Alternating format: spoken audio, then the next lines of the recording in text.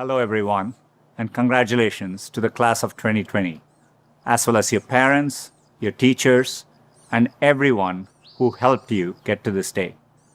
I never imagined I'd be giving a commencement speech with no live audience from my backyard, but it's giving me a much deeper understanding for what our YouTube creators go through. And I certainly never thought I'd be sharing a virtual stage with a former president, a first lady, a Lady Gaga, and a Queen Bee, not to mention BTS. I don't think this is the graduation ceremony any of you imagine. At a time when you should be celebrating all the knowledge you've gained, you may be grieving what you've lost. The moves you planned, the jobs you earned, and the experiences you were looking forward to. In bleak moments like these, it can be difficult to find hope. So let me skip right to the end and tell you what happens. You will prevail. That's not really the end of the speech, so don't get too excited. The reason I know you'll prevail is because so many others have done it before you. 100 years ago, the class of 1920 graduated into the end of a deadly pandemic. 50 years ago, the class of 1970 graduated in the midst of Vietnam War.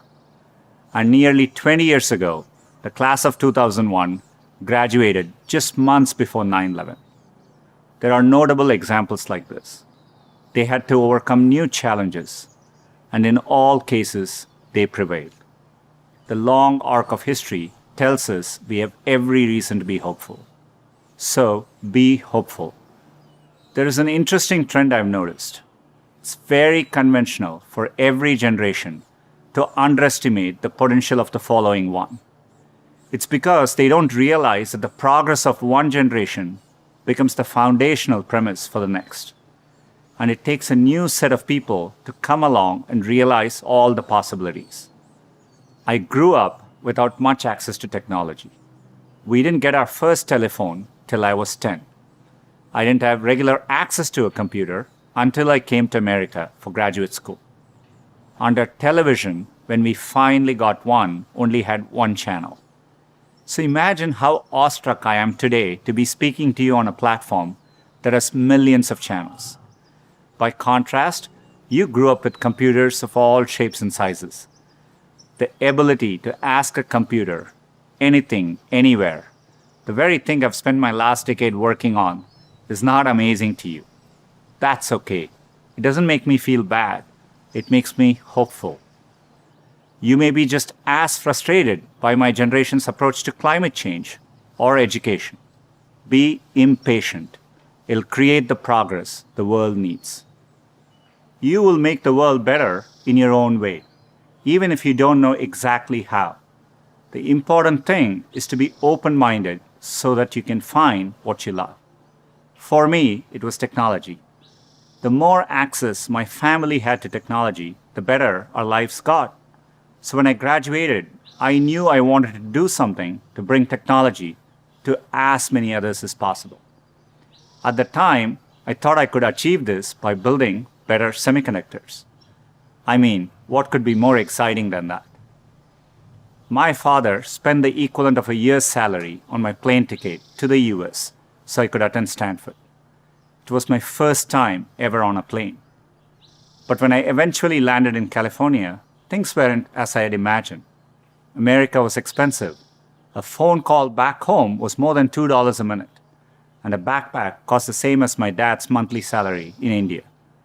And for all the talk about the warm California beaches, that water was freezing cold. On top of all that, I missed my family, my friends, and my girlfriend, now my wife, back in India. A bright spot for me during this time was computing. For the first time in my life, I could use a computer whenever I wanted to. Completely blew my mind. And at that same moment, the internet was literally being built all around me. The year I arrived at Stanford was the same year the browser Mosaic was released, which would popularize the World Wide Web and the internet. The summer I left was the same summer that a graduate student named Sergey Brin met a prospective engineering student named Larry Page. These two moments would profoundly shape the rest of my life.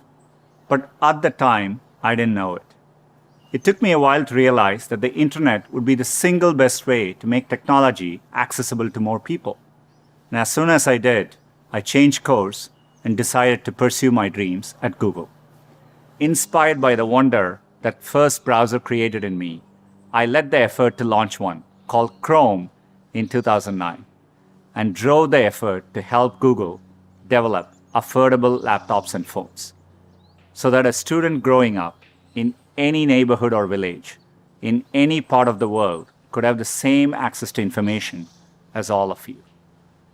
Had I stayed the course in graduate school, I'd probably have a PhD today, which would have made my parents really proud, but I might have missed the opportunity to bring the benefits of technology to so many others.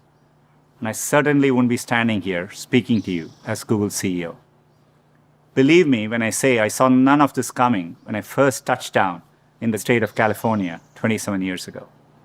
The only thing that got me from there to here, other than luck, was a deep passion for technology and an open mind.